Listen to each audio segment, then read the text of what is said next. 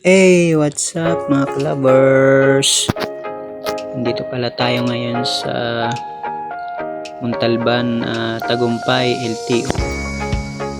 Kasi papalitan natin yung driver's license natin na temporary. Palitan natin ng card, yung mismong card na talaga. Kasi yung binigay sa akin dati is yung papel pa.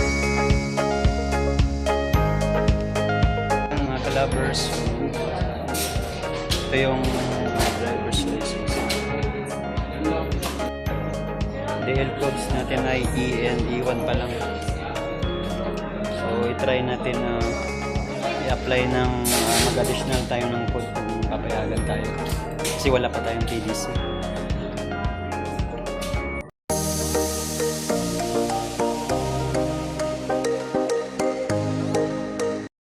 So yun mga kalabers, so nakuha na natin yung driver's license natin.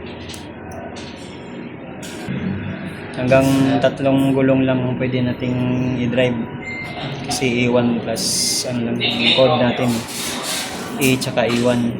Hindi tayo pwedeng mag-additional ng code kasi wala tayong PDC. Kailangan pa natin mag-enroll sa mga driving school. So yan. So yan mga lovers, thank you, bye bye.